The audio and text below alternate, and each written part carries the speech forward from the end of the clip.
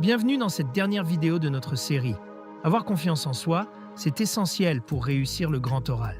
Dans cet épisode, nous verrons pourquoi les exemples de textes bien construits peuvent renforcer votre assurance, en vous montrant que, avec une bonne méthode, tout le monde peut réussir. Préparez-vous à être inspiré et motivé. Offrez-vous toutes les chances de réussir avec le guide méthodologique Le Grand Oral, exemple rédigé en mathématiques.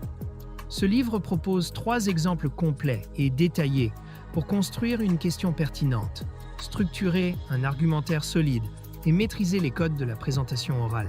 La mise en confiance est une étape clé dans la préparation du grand oral.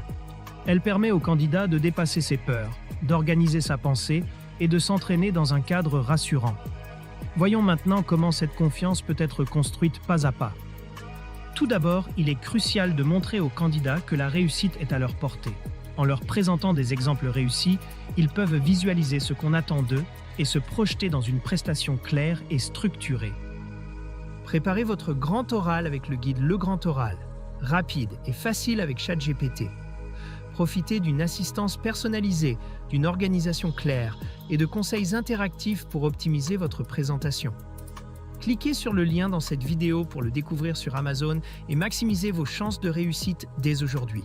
Ensuite, réduire le stress est essentiel. Les exemples concrets aident à atténuer la peur de l'échec.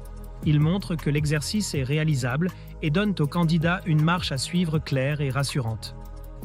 Un autre pilier de la mise en confiance est d'offrir des outils adaptés et une méthodologie structurée. Cela inclut la formulation d'une question pertinente, l'élaboration d'un argumentaire solide et la préparation aux questions potentielles du jury. La confiance se renforce aussi par la pratique.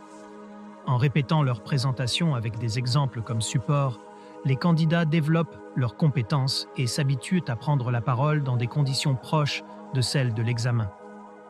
Un aspect souvent sous-estimé est la valorisation des progrès. En comparant leurs prestations à des exemples, les candidats identifient leurs points forts et leurs axes d'amélioration. Cela renforce leur estime d'eux-mêmes et les motive à continuer leurs efforts.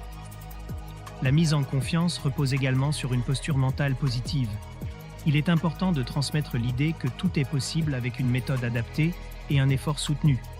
Des outils comme des cartes argumentatives ou des exercices guidés peuvent jouer un rôle clé dans cette dynamique. En conclusion, la mise en confiance est un processus progressif et global.